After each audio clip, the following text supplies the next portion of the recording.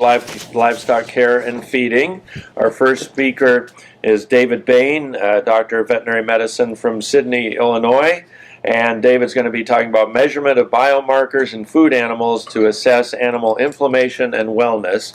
And when you complete your presentation, if there are questions, please repeat those so they can be recorded as well. So welcome, David, and you can introduce yourself however you'd like. Great, thanks, Jim. Appreciate it.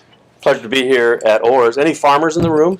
Mm-hmm. Jim introduced me as a veterinarian, and I haven't practiced veterinary medicine since probably the 80s. I've had kind of a diverse career. I was at the University of Illinois. I taught there in the veterinary college for 11 years, and then got an offer I couldn't refuse and went to the pharmaceutical industry and worked for those guys for 7 years, and then had enough of the corporate BS and decided I'd free myself of that. And in 2000, I started farming. And so I'm a livestock farmer. I am diverse. I grow grass, but everything that I raise, pigs, chickens, turkeys, cattle, lambs. I have some layer hens as well. Everything is pasture-based. And I market locally, but also there's more and more product that I grow that's going to Chicago market and distributor in that region. So fortunately, the good news is that the demand for the products that organic and sustainable agriculture is providing is, I think, insatiable and growing. I mean, that's the good news. But that doesn't mean that we can't rest on our laurels. We still have to tell a good story and tell the benefits of the products that we raise and attract more and more customers all along the way. I've got a couple of paraprosdokians. Has everybody heard of that term, a paraprosdokian, before? I had not either, and I came across this slide and had some things relative to research on it. A paraprosdokian, by the way, is it's a statement that kind of changes directions at the end and lends a witty or satirical tone to the whole statement at the end, which is a long explanation. On the farm, we would just say this is a smart aleck comment, so that's kind of how I like to refer to them. But the plural of anecdote is data. To steal ideas from one person is plagiarism, and to steal from many is research, which I'm going to show some anecdotes here in a bit, and I guess this is what a meta-analysis would be, where you steal from a lot of researchers and call it research. I'm going to refer to some of the, I'm going to do kind of a meta-analysis of the data that I've got, and then just for me, if I could just say a few words, I'd be a better public speaker. And this is reference to, I think, Homer Simpson came up with this statement here. So. The down arrow. Yeah, we're getting, anyway, this is the title, Measurement of Biomarkers in Food Animals to Assess Inflammation and Wellness. And what I want to do through the rest of this talk is talk about some tools that I think will be, or could be, valuable in organic livestock production to do two things. One is tell the good news story that organic livestock production and organic agriculture has. That's the wellness side, and then the inflammation aspect. These tools can measure inflammation and help fine-tune production systems and make them better. And again, back to the resting on our laurels, there's a lot of good agricultural, good organic livestock systems out there. There's some that need improvement.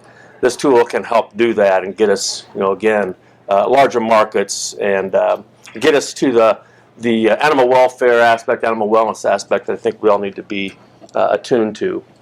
Summary, executive summary, measurement of biomarkers, and I'll describe what those are here in a little bit. In animal populations may help refine management procedures and be useful to differentiate production systems. We can tell good systems from not so good systems, and then the ones that are not so good, we can use these tools to improve them. So animal herd wellness surveillance is something that we can use these for, measure of therapeutic need and or efficacy, predictor of animal performance, and pre-harvest food safety monitoring. And there's probably a whole lot more ideas that maybe you in the audience, after you hear this talk, would come up with. But these are just, in the interest of time, some of the things I'm going to discuss. I have to give a shout out to our moderator here. I met Jim in the right around 2004, and he presented at a conference that I put together for veterinarians, trying to educate them about food animal production without antibiotics and without chemicals.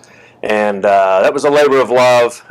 Glad we could have Jim involved, but Jim showed this picture of himself as an expert fisherman, and so I just stole it from him. But in 2004, he published, when he was with the University of Minnesota, he published results of a survey of organic livestock producers about their research needs. And there was a whole list, I don't know, 25 or so research needs. But then last year, he published in his current position organic research and outreach in the North Central region about what has happened, what research is available out there. And I guess it's suffice to say that some things have happened, but not a lot has happened relative to these needs. There's still a lot of work to be done. There's still, just sum it all down, there's still a need for a definition of what best practices are in organic food animal production. So I think that's kind of where I'm going to take this talk, is these tools, biomarkers, can help us get to maybe more closely to what a best practices definition would be for livestock. But there's still a lot of questions about genetics. What are appropriate genetics for pasture-based sustainable systems? What about forages? What are best forages? What about health care? How do we control parasites? And you can go on down the line about management procedures. We still don't have really precise definitions of how to best do this organic livestock or sustainable livestock production. So this is how we assess efficacy or assess best practices in 99% of the populations. A lot of the studies that we see about livestock production, observation, clinical impressions are the most common thing that we do. There was a paper downstairs from the University of Minnesota looking at organic and conventional dairy herds, and there was a lot of clinical impression scoring, lameness, body condition scores, things like that. And so that's predominantly what we see. Problem with that is that they are variably effective depending on the observer, and there's obviously human biases involved in that. Not that I'm going to, we still need these tools of measurement, but there are some other tools that we need to add to this list. Production measures, gain, feed efficiency, milk production, prolificacy, mortality. These things are all used to assess food animal populations. They may not correlate to wellness, and they're definitely retrospective. By the time this data is gathered, the population, it's too late to do anything about it, so you just go on to the next study. Disease measures, as a veterinarian, most veterinarians are still in the germ theory of disease. The terrain theory, where you look at the whole environment that the animal is in and take into account nutrition and genetics and management, everything for the health. That's not taught in veterinary colleges, by and large. The people that are out there controlling disease are still drugs and bugs people in most veterinary curriculums, which is a complaint of mine, and that's why I had the program put together that Jim presented on several years ago. Hopefully that'll change, but to my way of thinking, it's not moved too much. And just presence or absence of a bug or an antibody titer does not necessarily correlate to wellness in a livestock population. So those are traditional. Those are the ones that are used. These are the new ones. Back to the biomarkers. Newer methods of food animal assessment, physiologic measures, and there are interleukins, glucocorticoids. I'm going to tell about my experiences with acute phase proteins, and there are other biomarkers that are out there. These are quantifiable. They're used to measure stress and subclinical disease in humans and companion animals. Who has heard of C-reactive protein? C-reactive protein is an acute phase protein that's used to monitor coronary artery disease in people. So that's kind of a baseline monitoring tool that's used in human medicine. But we're not there yet in food animal medicine for these biomarkers. More research is needed to determine the value and the application in food animal populations. So we're not quite ready for prime time yet, but I think we need to start looking in this direction for fine-tuning of our food animal populations. So what are acute phase proteins, and how can they be biomarkers? What acute phase proteins are a group of plasma proteins present in all mammalian species and also avian species. I should have put that on there as well. And this is a brief list of different types of acute phase proteins: haptoglobin, alpha-1 acetylglycoprotein, and there are a variety of other acute phase proteins. Some are more prominent and important depending on what species you're talking about. They generally are produced in response to inflammation and tissue damage. Elevations indicate more tissue inflammation and more disease, but they are nonspecific. The elevations tell you there is a problem. They didn't tell you what precisely the problem is. It's kind of like that check engine light goes on in your car. You know, it's always on, but doesn't really tell you what the problem is. That there is a problem, you better get it checked out. That's what acute phase proteins do. The assays that are available are commercially available. They're very sensitive, rapid, and inexpensive. So the tools are out there. I think they need to be applied. Someone needs to look at how we can apply these tools in food animal medicine.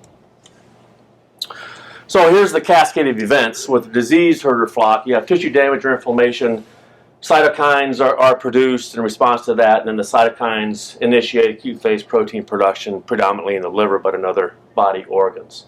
So this is a disease. This is a cascade of events in a diseased population.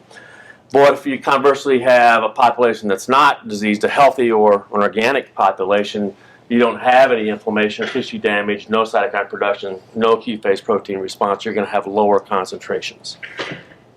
So that would indicate health. So this is some of the data that I helped generate years ago at the University of Illinois. Animal and herd wellness surveillance. This graph is of two pig populations. One population that had respiratory disease, Actinobacillus pleuropneumonia. The other population did not have their respiratory disease, no Actinobacillus pleuropneumonia. These are the concentrations across the horizontal axis, 10 to 90 milligrams per deciliter. And on the vertical axis, that's the percentage of the pigs in the population that had these concentrations. This red line here is kind of a threshold concentration. If you're below that concentration down here in these levels, you're probably an essentially healthy individual. If you're above or to the right of this red line, then you're a diseased individual. When you compare these two populations, 40% of the pigs in the diseased herd of respiratory disease had concentrations of haptoglobin greater than 30 milligrams per deciliter. In the healthy population, only 6% of the pigs had haptoglobin concentrations greater than 30 milligrams per deciliter. So there's a big difference in how these two populations look relative to this one acute phase protein just based on this disease presence or absence. When did you So, sample them? I'm sorry? When did you sample them? One time frame. Went into a normal population of growing finishing pigs, took 50 blood samples, analyzed them. You know, one herd had the presence of this respiratory disease, one herd did not. You know, same cohorts, essentially age and weight, size, and then measured the acute phase proteins. So you can differentiate health from disease. So another thing about these acute phase proteins is possible measurement of therapeutic effect. This is a study where we looked at two different therapies, product A, product B. It's not important what those products were. They were administered to pigs between 3 and 10 weeks of age.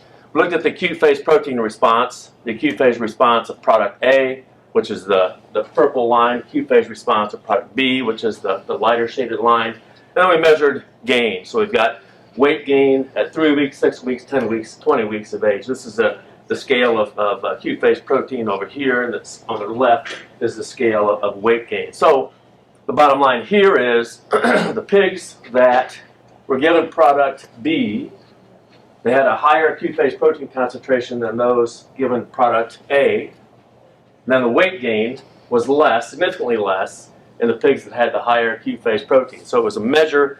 Pigs given product B had less gain, so it was less efficacious. It had a higher acute phase protein concentration. So this indicates to me that there is some potential there for looking at therapeutic efficacy. And that's, you know, when you go to the trade show at Moses, there's a lot of products out there that have health claims on them, but no data. And I'm saying maybe those companies should look at gathering this kind of information to make a better, more robust claim for their products. Use different tools, maybe something that's more sensitive rather than just gain or feed efficiency. Yeah, the comment was that the sort of information using acute phase proteins to look at therapeutic effect would be valuable in product submissions to the FDA and the National Organic Program. The question was what's repeatability of this type of data? And I don't have the answer to that. This is the only time I've ever done this sort of work. I left corporate America in 2000, so to my knowledge, they didn't continue down this path of looking at this sort of measurement. But I'm putting it out there saying someone should look at this, especially for products, that because of the broad array of products that are out there with very limited efficacy claims.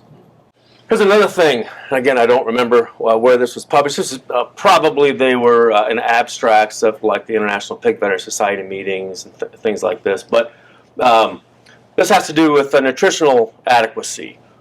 These again, another pig study, conventional pig study, where six groups of pigs. Each one of these pairs of bars was a group of pigs that were fed different diets with different lysine or amino acid to metabolizable energy ratios.